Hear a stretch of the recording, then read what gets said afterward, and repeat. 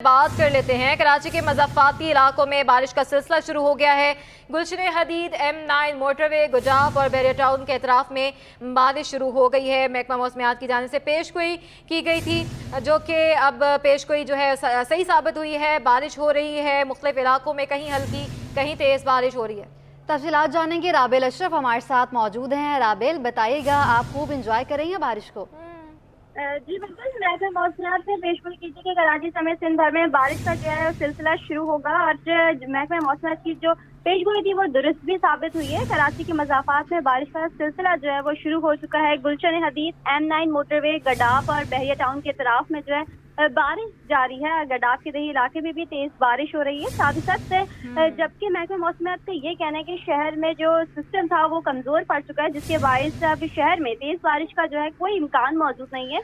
ताहम शहर में आइंदा 24 घंटों में गरज चमक के साथ जो है हल्की बारिश या बूंदाबांदी का भी इम्कान मौजूद है। बहर अरब में मौजूद जो हवा का कम दबाव है वो शहर में जकड़ आंधी का सबब भी बन सकता है महकमा मौसमियात के मुताबिक। जी राबेल, ये भी बताइएगा, ये सिस्टम जो है ताकतवर सिस्टम है या कितने दिन तक ये बारिशों का सिलसिला जारी रहेगा?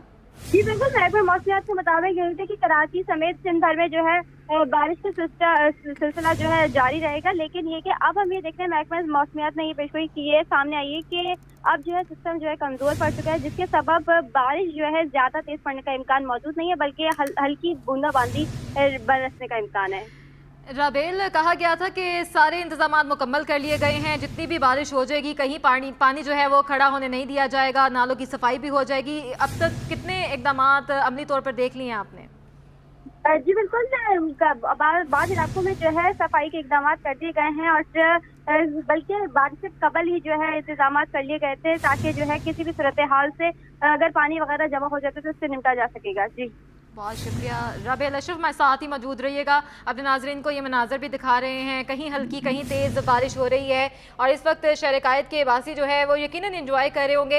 राबेल, बताइएगा किस तरह से इस मौसम को एंजॉय किया जा रहा है, क्योंकि शदीद गर्मी भी हमने देखा कराची में पड़ती रही है। जी बिल्कुल, DHA वगैरह के इलाके में तो इतनी तेज बारिश खैर नहीं हो रही, बल्कि जबकि जो दूसरे दिल्ली इलाके, मज़ाफ़ाती जो इलाके हैं, वहाँ पर बारिश का सिलसिला जो है जारी है कि बच्चे खूब इंजॉय भी कर रहे हैं वहाँ पर। और काफ़ी जो है हफ्तावार से गर्मी जारी थी, जिसकी सबब आज जो है मौसम काफ़ी खुशगवार हो गया है। मतलब जो है सुबह से ही अबर आलूद था, जिसके सबब अब जो है मौसम काफ़ी अच्छा हो गया, खुशगवार हो गया है। जी राबेल, मौसम तो अच्छा हो गया है, बारिश रहमत बनती है तो कई जगहों पर जहमत भी बन जाती है। ये बताएगा कि गली मोहल्लों का क्या हाल है, क्योंकि ज़रा सी बारिश होती है तो गली मोहल्ले, नदी नाले भर जाते हैं पानी से। जी बिल्कुल, शहर कायद में अभी चंद एक मकामात पर जो है बारिश का सिलसिला जारी है। तमाम अभी जो है शहर के कुछ ऐसे इलाके जो अभी भी सूखे ही पड़े हुए, बल्कि अगर मैं बात करूँ कि DHA या कुरंगी वगैरह की साइड पे, तो यहाँ पर ऐसी बारिश का भी एक बूंद भी नहीं गिरा। बल्कि जो दूसरे इलाके, मज़ाफ़ाती इलाकों की मैं बात करूँ तो गडाफ वगैरह के इलाकों में दूर दराज में जो है बारिश का सिलसिला जारी है, जहाँ पे जो है इतनी सूरत हाल बदतर नहीं हुई कि कहा जा सके कि जो है बारिश के हवाले से कोई इंतजाम नहीं किए गए थे। जी राबेल अशरफ हमें अपडेट कर रही हैं, मुख्तलिफ मज़ाफ़ाती इलाकों में कहीं तेज़ कहीं हल्की बारिश हो रही है और मौसम खुशगवार जो है शहर कायद में दाखिल हो चुका है। और आपके ये नज़ारे भी आप देख रहे हैं, खुशगवार मौसम जो है इस वक्त शहर कायद का दिखाई दे रहा है और बच्चे बहुत ज़्यादा एंजॉय करते दिखाई दे रहे हैं। अब आपको बताएं कि आटे के बहरान का एक बार फिर खदशा पैदा हो गया। फ्लावर मिल्स को गंदो फ्राहम में सुस्रवी का शिकार होने से फ्लावर मिल्स मालिकान को मुश्किलात का सामना है। जी बिल्कुल, अपने नाज़रीन को अपडेट कर रहे हैं, आटे के बहरान का एक बार फिर खदशा पैदा हो गया है। बात करेंगे बसीम इफ्तिखार से। बसीम, अपडेट कीजिएगा। आज बिल्कुल शहर कायद में एक बार फिर आटे के बहरान सर उठाने लगा है और फ्लोर मिल्स ज़राए के मुताबिक हुकूमत की जानिब से जो फ्लोर मिल्स को गंदम फराम करने का वादा किया था, उस वादे पर जो है वो अमल दरामद नहीं किया जा रहा और मुख्तलिफ जो फ्लावर मिल्स हैं उनको जो है वो जो गंदम की फरामी है वो सुस्त रवि का शिकार है। जो फ्लोर मिल्स ज़राए का कहना है कि कभी फ्लोर मिल्स को 300 गंदम की जो बोरी है वो फराम की जाती है, तो कभी जो है उनको फराम नहीं की जाती। तो इस वजह से फ्लोर मिल्स में जो आटे की तैयारी का अमल है वो इंतहाई सुस्त रवि का शिकार है और इस वजह से बेशतर फ्लावर मिल्स जो हैं वो बंद होने का खदशा है। इसके साथ साथ जो साबिक chairman Pakistan flour mills association Sindh zone Chaudhry Muhammad Yusuf का कहना है कि ईद के बाद जो है वो आटे की तैयारी के लिए और बिलखुसूस सस्ते आटे की फराहमी के लिए हुकूमत सिंध को जो है वो गंदम की फराहमी को जो है वो जारी रखना चाहिए, क्योंकि जो देसी गंदम है वो मयारी है। और चौधरी मोहम्मद यूसुफ पहले कह चुके हैं कि जो गंदम दरामदी गंदम फराहम की जा रही है वो यूक्रेन से, जो कि जिसका मयार अच्छा नहीं है। गंदम की फराहमी को जो है वो यकीनी बनाया जाए। अगर ऐसा न हुआ तो आटे की कीमतों में जो है वो मज़ीद 10 रुपये तक इजाफे का इम्कान जो है उन्होंने ज़ाहिर किया था। उसके साथ साथ फ्लोर मिल्स के जो दीगर रहनुमा हैं उनका ये कहना है कि गंदम के हुसूल के लिए उनको शदीद मुश्किलात का सामना करना पड़ रहा है। फ्लोर मिल्स मालकान ने जो है हुकूमत से मुतालबा किया कि गंदम की फराहमी के अमल को जो है वो तेज़ किया जाए ताकि को सस्ता आटा जो है वो दस्तयाब हो सके। जी, दूसरी जानिब यूएई का सबसे बड़ा एशिया वीज़ा सेंटर कराची में कायम कर दिया गया है। वीज़ा सेंटर में आवाम की सहूलत के लिए काउंटर्स भी कायम किए गए हैं और तरीक़ाकार भी बताया गया है। यूएई का सबसे बड़ा एशिया वीज़ा सेंटर जो है वो कराची में कायम कर दिया गया है। तफसीलात क्या हैं ये जानेंगे मोहम्मद हमाद से। मोहम्मद हमाद भी हमारे साथ मौजूद होंगे। यूएई का सबसे बड़ा एशिया वीज़ा सेंटर कराची में कायम कर दिया गया है, तफसीलात जानेंगे मोहम्मद हमाद से। आज मुत्तहदा अरब इमारात जाने वालों के लिए हासिल करने वाला जो शहरी है जब वो पहले यहाँ पर आएगा तो सबसे पहले जो है यहाँ पर से टोकन लेगा। टोकन लेने के बाद जो है टोकन हासिल करेगा। उस टोकन पे जो है उसका नंबर जो है वो लिखा जाएगा कि कब उसका नंबर आता है। फिर उसके बाद वो इस जो है हॉल में दाखिल होगा। इस हॉल में जो है तकरीबन 11 काउंटर्स बनाए गए हैं, उनमें से किसी एक काउंटर पे उसका नंबर आएगा और नंबर आने के बाद वहाँ पर वो अपनी डॉक्यूमेंट्स की रजिस्ट्रेशन करवाएगा। रजिस्ट्रेशन कराने के बाद जो है वो अपने डॉक्यूमेंट्स वेरीफाई कराएगा और वेरीफाई कराने के बाद उसका जो है आखिरी प्रोसेस जो है वो इंटरव्यू होगा। ये वो काउंटर है जहाँ से ये वो काउंटर है 11 काउंटर जहाँ पे जो है प्रोसेस होगा। उसके बाद जो है आखिरी जो है वो इंटरव्यू का जो सेशंस है वो यहाँ पर होगा। ये मैं आपको दिखाता चलूँ कि ये टोटल 11 काउंटर्स हैं जहाँ पर शहरी आकर अपने पहले जो है अपनी रजिस्ट्रेशन करवाएंगे, अपने पासपोर्ट्स की अपने डॉक्यूमेंट यहाँ पर जो है वो इनको दिखाएंगे। उसके बाद ये डॉक्यूमेंट यहाँ से वेरीफाई होने के बाद जो है वो आगे जाएंगे और आगे जाने के बाद इनका जो इंटरव्यू किया जाएगा। आप इस वक्त देख सकते हैं कि इस पूरे हॉल के अंदर जो अपने वीज़े का जो उसूल है वो हासिल करने के लिए अपनी रजिस्ट्रेशन कराने के लिए यहाँ पर मौजूद है, जिसमें ख़वातीन, मर्द हज़रात और दीगर अफराद जो है यहाँ पर मौजूद है। उन्हें यहाँ पर जो है अपना वीज़ा की जो रजिस्ट्रेशन है उसको कराने के लिए यहाँ पर आए हुए हैं। ना सिर्फ बल्कि जो है इसकी जो तादाद है वो तकरीबन जो रेशो है वो 200 के करीब जो है रोज़ की बुनियाद पर जो है वीज़े जारी किए जाएंगे। पहले जो है इस्लामाबाद जाना पड़ता था, लेकिन अब इन शहरियों को इस्लामाबाद जाना नहीं पड़ेगा। ना सिर्फ कराची बल्कि सिंध और बलूचिस्तान के जो शहरी हैं वो भी यहाँ आकर जो है वीज़ा हासिल करने के लिए अपनी रजिस्ट्रेशन करा सकते हैं और यहाँ से वीज़ा हासिल कर सकते हैं। जी, सिंध की ब्यूरोक्रेसी में बड़े पैमाने पर कार पछाड़ का इम्कान है। कमिश्नर कराची मोहम्मद इकबाल मेमन के तबादले पर भी गौर शुरू कर दिया गया है। आपको बताएं कि सिंध की ब्यूरोक्रेसी में बड़े पैमाने पर उकार पिछाड़ का इम्कान है। कमिश्नर कराची मोहम्मद इकबाल मेमन के तबादले पर भी गौर शुरू किया गया है। तफसीलात इस रिपोर्ट में। सिंध की ब्यूरोक्रेसी में बड़ी तब्दीलियों की तैयारी, कमिश्नर कराची के तबादले पर भी गौर शुरू। कमिश्नर कराची मोहम्मद इकबाल मेमन को एडिशनल चीफ सेक्रेटरी दाखिला लगाए जाने का इम्कान। Secretary services general administration coordination Muhammad Salim Rajput को कमिश्नर तैनात किया जा सकता है। स्पेशल सेक्रेटरी सेहत डॉक्टर मोहम्मद नवाज सोहो के भी तबादले का इम्कान। डॉक्टर मोहम्मद नवाज सोहो को secretary services general administration coordination लगाया जा सकता है। सेक्रेटरी आबपाशी सोहेल अहमद कुरैशी को सेक्रेटरी वर्क्स एंड सर्विसेज और secretary works and services Imran अता सोमरो को सेक्रेटरी बल्दियात तैनात करने पर गौर किया जा रहा है। तकरोड़ी के मुंतजिर सैयद खालिद हैदर शाह को सेक्रेटरी आबपाशी लगाया जा सकता है। सेक्रेटरी बल्दियात सैयद नजम शाह, कमिश्नर मीरपुर खास सैयद एजाज शाह और कमिश्नर लाड़काना घुनोर लगारी के भी तबादलों का इम्कान है। सेक्रेटरी दाखिला सैयद अहमद मंगेजो 30 अप्रैल को मुलाजमत से रिटायर होंगे, जबकि तकरोड़ी के मुंतजिर रियाजुद्दीन कुरैशी को भी अहम ओहदे पर तैनात किया जाएगा। इंडस्ट्री से वाबस्ता अफराद भी मुल्क की माशी सूरत हाल पर परेशान। साबिक सदर federal B area association of trade industry Muhammad Babar Khan का कहना है कि बेशतर इंडस्ट्रीज बंद हो चुकी, बास की प्रोडक्शन भी आदी हो गई है। हुकूमत के इकदाम वक्ती तौर पर चीजों को दुरुस्त करने के लिए हैं। मोहम्मद बाबर खान बोले कि बिजली, गैस और पेट्रोल की कीमतें बढ़ गई हैं। इंडस्ट्री से वाबस्ता अफराद साजगार माहौल की तलाश में हैं। जहां हालात साजगार होंगे इंडस्ट्री वहीं जाएगी। ज़र मुबादला की कमी और पैदावारी लागत में इजाफे से इंडस्ट्रीज के लिए पैदावार को बढ़ाना और एक्सपोर्ट करना मुश्किल होता जा रहा है। कैमरामैन इमरान के हमरा काविश मेमन सिटी 21। वज़ीर सेहत सिंध अज़रा पिशोहो ने मंकी पॉक्स से मुतालिक अफवाहें और तशवीश फैलाने से गुरेज का मशवरा दे दिया। मजीद क्या कहा, सुनते हैं। जो 2 केसेस इस्लामाबाद में आए हैं वो जो है सऊदीया से आए हैं, जो उम्रा करके आए थे।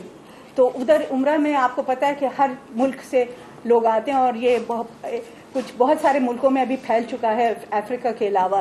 तो जो भी वो वायरस लेके आएगा उधर वो खतरा तो होता है कि जब हजूम एक जमा होता है एक जगह तो वहाँ एक ट्रांसमिशन का खतरा होता है। और ये SOPs भी वही हैं जो कोविड के लिए होती हैं थी, जो ड्रॉपलेट इन्फेक्शन जैसे सांस के ज़रिए, थूक के ज़रिए और ये इस तरह से ट्रांसफ़र हो सकता है। अगर खांसी करे तो या छींका है तो उससे ट्रांसफ़र हो सकता है।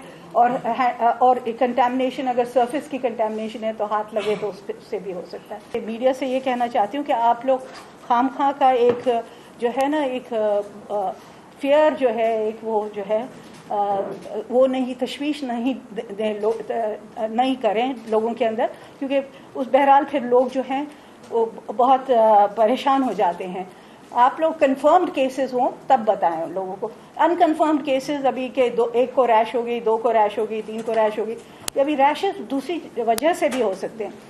अभी हमारे पास हमारे को WHO की बहुत नहायत शुक्रगुजार हूँ, उन्होंने हमें 1000 किट्स दिए हैं टेस्टिंग के लिए और वो टेस्टिंग किट्स हमारे पास मौजूद हैं और हमने लेबॉर्ट्रीज में दे दिए हैं। हमारी जो लेबॉर्ट्रीज है आगा खान लेबॉर्ट्री में दे दिए, ओजा की लेबॉर्ट्री में दे दिया है और सिविल हॉस्पिटल की लेबॉर्ट्री JPMC, इस तरह हमने बहुत सारी लेबॉर्ट्रीज को दे दिया कि अगर कोई भी सस्पेक्टेड केस आता है तो उस पर वो टेस्ट कर लें। हमारे पास अभी एक टेस्ट रन हो रहा है जो लियारी का बच्चा है, वो उसको बहुत हद तक हम सोचते हैं कि वो चिकन पॉक्स का है, लेकिन फिर भी हम टेस्ट कर रहे हैं कंफर्म करने के लिए। उसे हमने आइसोलेशन में रखा हुआ है उस बच्चे को और इंशाल्लाह मैं समझती हूँ कि वो चिकन पॉक्स ही होगा, क्योंकि उसमें कोई हिस्ट्री नहीं है कांटेक्ट की कि कोई बाहर से उसका रिश्तेदार गया हो और वापस आया हो या वो खुद किधर ट्रैवल किया हो बच्चा, लेकिन वो कोई कांटेक्ट की हिस्ट्री नहीं है। डॉन में भी आज न्यूज़ आई है कि कोई 4 केसेस मंकी पॉक्स के। जब आपने टेस्ट ही नहीं किया तो आप किस तरह से कह रहे हैं कि 4 केसेस मंकी पॉक्स के। सस्पेक्टेड केसेस भी नहीं लिखने चाहिए न्यूज़पेपर्स को जब तक कि वो कंफर्म नहीं हो जाए लेबॉर्ट्री से कि ये है। मंकी पॉक्स की कोई वैक्सीन नहीं है, स्मॉल पॉक्स की वैक्सीन होती है जो लगाई जाती है और स्मॉल पॉक्स आपको पता है कि ख़त्म हो चुका है, तो उसकी वैक्सीन बहुत कम मिकदार में जो उन्होंने लेबॉर्ट्रीज में जो तशखीस के लिए रिसर्च के लिए रखी हुई है। अब वो जो है वो रिसर्च जो डॉक्टर जो अमला जो काम करता है लैब्स में उनके लिए वो रखी हुई है वैक्सीन, वो आम पब्लिक के लिए वैक्सीन अवेलेबल नहीं है, उसकी प्रोडक्शन ही बंद हो गई है स्मॉल पॉक्स की वैक्सीन की। एडिशनल डिस्ट्रिक्ट एंड सेशन जज शर्की की अदालत ने डॉक्टर आमिर लियाकत मरहूम के कत्ल के मुकदमा दर्ज करने के लिए दरख्वास्त पर फैसला सुना दिया। अदालत ने आमिर लियाकत की तीसरी बीवी की दरख्वास्त मुस्तरद कर दी है। आपको अपडेट करते चलें, एडिशनल डिस्ट्रिक्ट एंड सेशन जज शर्की की अदालत ने डॉक्टर आमिर लियाकत हुसैन मरहूम के कत्ल मुकदमा दर्ज करने के लिए दरख्वास्त पर फैसला सुना दिया। अदालत ने आमिर लियाकत की तीसरी बीवी की दरख्वास्त मुस्तरद कर दी है। अपडेट करें आपको कि एडिशनल डिस्ट्रिक्ट एंड सेशन जज शर्की की अदालत ने डॉक्टर आमिर लियाकत मरहूम के कत्ल के मुकदमा दर्ज करने के लिए दरख्वास्त पर फैसला सुना दिया। अदालत ने आमिर लियाकत की तीसरी बीवी की दरख्वास्त मुस्तरद कर दी।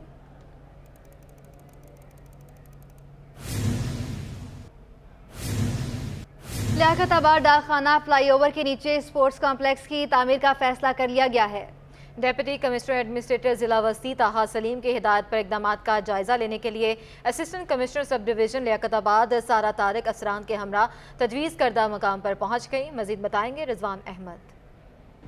जी बिल्कुल, अदालती अहकामात मौजूद हैं कि शहर भर में जितने भी फ्लाईओवर्स हैं उनके ज़ेरी हिस्से को तजावीज़ात से पाक किया जाए और ऐसी सोशल एक्टिविटीज़ का आगाज़ किया जाए जिससे शहरियों को फ़ायदा मिल सके। असिस्टेंट कमिश्नर लियाकताबाद सारा अमजद हमारे साथ मौजूद हैं, इनसे बात करते हैं। बहुत शुक्रिया मैम, फरमाइएगा यहाँ पे किस किस्म की एक्टिविटीज़ का आगाज़ होने जा रहा है? कि अब साहब की हिदायत पर हम यहाँ पे मिनी स्पोर्ट्स कॉम्प्लेक्स बना रहे हैं।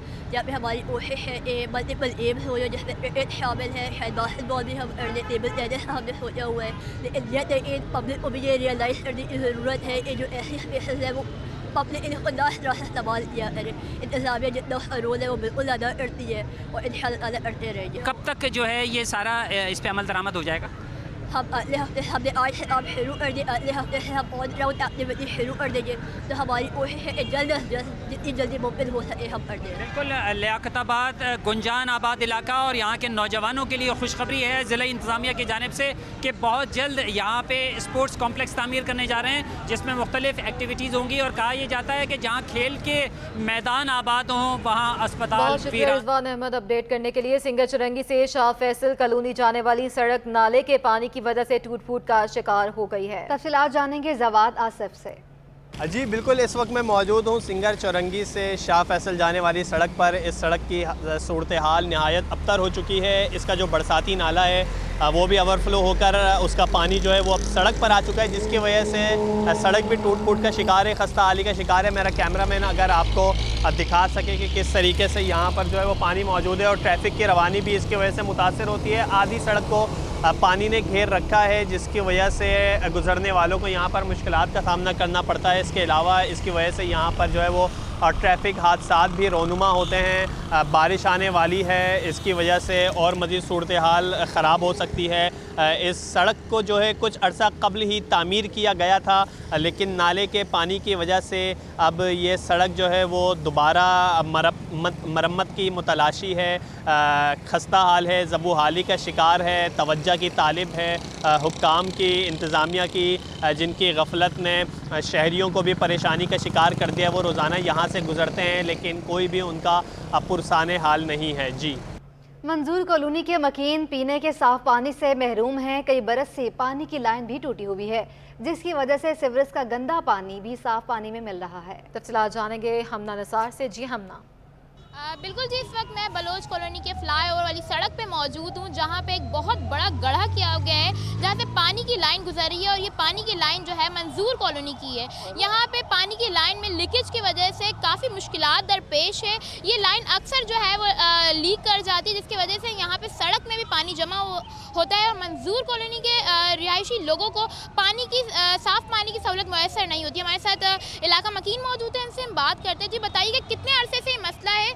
ये कोई 4 महीने 5 महीने हो गए और इसको 4 दफ़ा ठीक किया गया। वाटर बोर्ड ने इसे 4 दफ़ा ठीक किया, उसके बावजूद ये लीकेज करती है और हमारे घरों में गंदा पानी जैसा वो गटर का पानी आ रहा है, कभी कभार आता है। पानी भी नहीं देते हमें तो पानी सोसाइटी वाले पीते हैं हमारा पानी।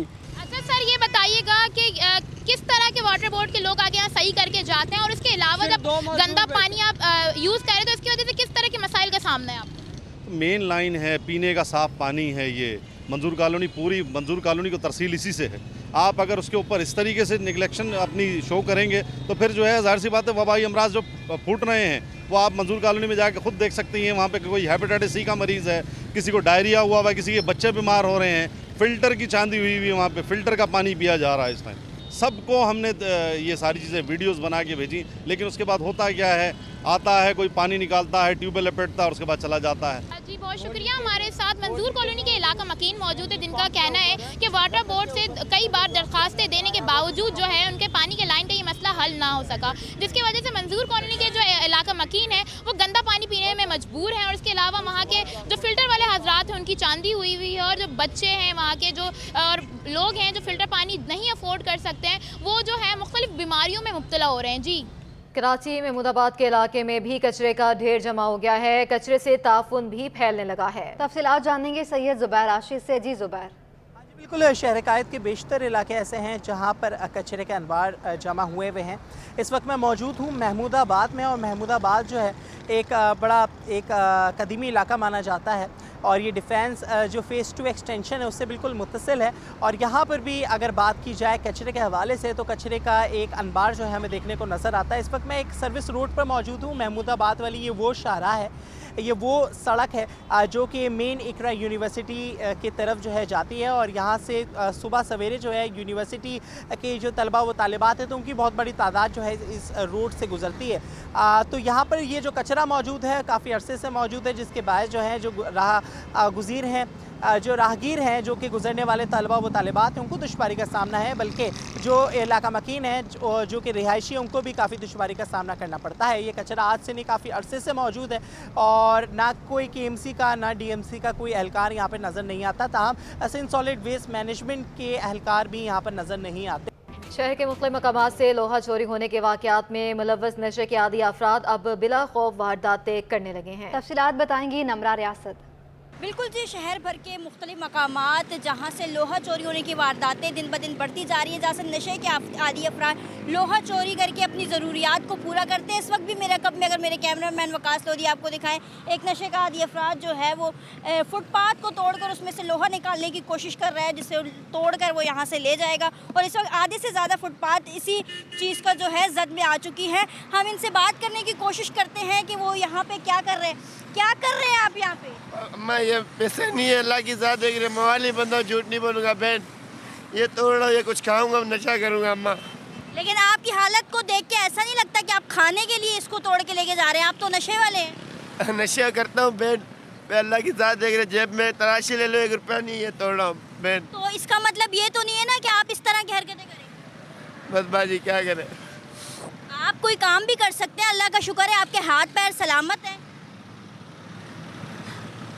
क्यों आप ये तोड़ के लेके जा रहे हैं? इस तरह तो नुकसान है, पूरी फुटपाथ ख़राब हो चुकी है, बारिशें होंगी, सारा पानी बाहर आएगा, सड़क ख़राब होगी, इस तरह के और भी मसाइल होते हैं। तो क्यों आप ये तोड़ के लेके जा रहे हैं? देखें, यकीनी तौर पर इस किस्म के हादसात और वाक़यात जो हैं दिन ब दिन बढ़ते जा रहे हैं। हम शहरियों से उनकी राय जान लें।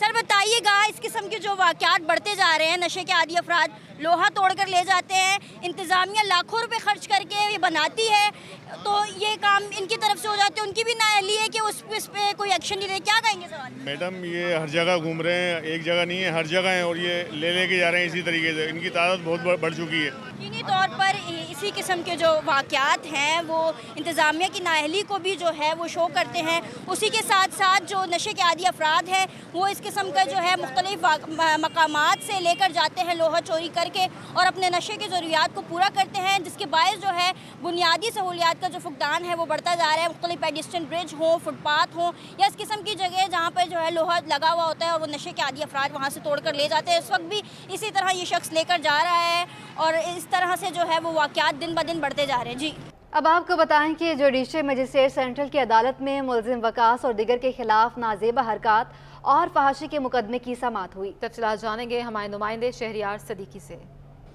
जी बिल्कुल, देखिए इस वक्त मैं मौजूद हूँ सिटी कोर्ट में। फ़िरोज़ाबाद थाने की हदूद में मुलजिम मोहम्मद अवैस के ख़िलाफ़ गैर कानूनी असलहा रखने और डकैती के मुकदमे पर additional district and session court Sharki की अदालत में आज अहम समाअत हुई। मुलजिम के वकील एडवोकेट सैयद सैफुल्लाह शाह की जानिब से मुलजिम के लिए जो है वो बरियत की दरख्वास्त दायर करते हुए मौजूद अदालत को बताया गया कि मुलजिम के ख़िलाफ़ जिस तारीख का मुकदमा दर्ज किया गया है उस तारीख को मुलजिम पहले से जो है वो जेल में मौजूद था। मुलजिम के ख़िलाफ़ डकैती का जो मुकदमा है वो साल 2022 के 9वें महीने में दर्ज किया गया है, जबकि मुलजिम को जो है वो साल 2022 के 10वें माह में जो है वो जेल से रिहा किया गया था। एडवोकेट सैयद सैफुल्लाह शाह की जानिब से तमाम तर दस्तावेज़ात जो हैं, यानी मुलजिम का जो रिलीज़ ऑर्डर है और FIR की तस्दीक शुदा कॉपीज़ जो है वो अदालत में जमा करवाई गई।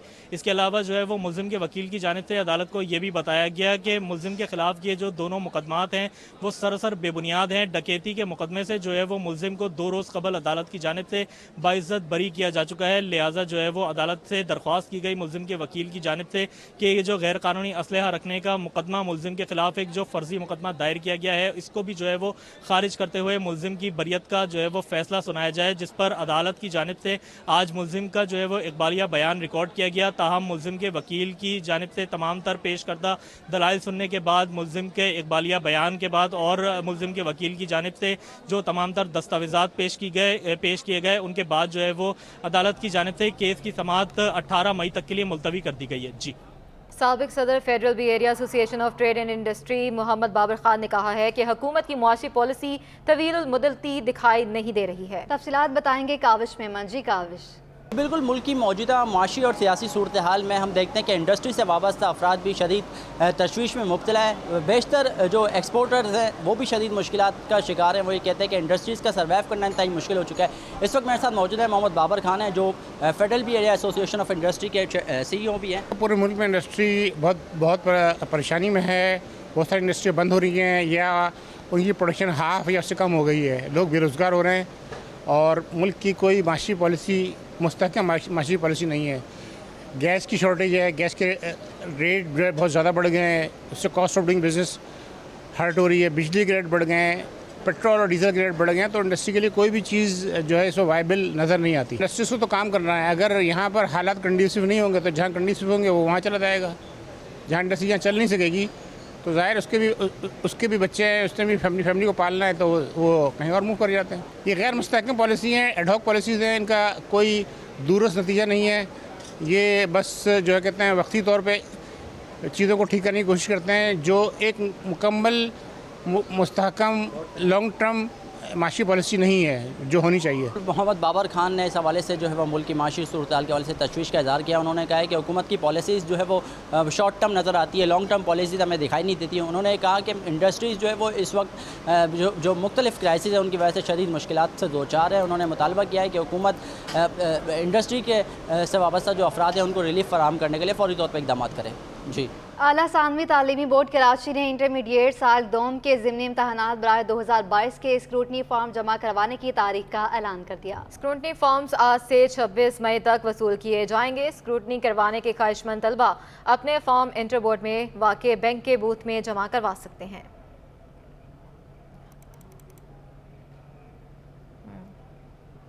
सानवी तालीमी बोर्ड कराची ने इल्हाक शुदा स्कूलों की तजदीद बराए साल 2023-24 और नए स्कूलों की इल्हाक के लिए दरख्वास्त फॉर्म जमा कराने का शेड्यूल जारी कर दिया है। तर्जुमान मैट्रिक बोर्ड के मुताबिक फॉर्म बोर्ड ऑफिस के मुतल्लिका अकाउंट सेक्शन से हासिल किया जा सकता है।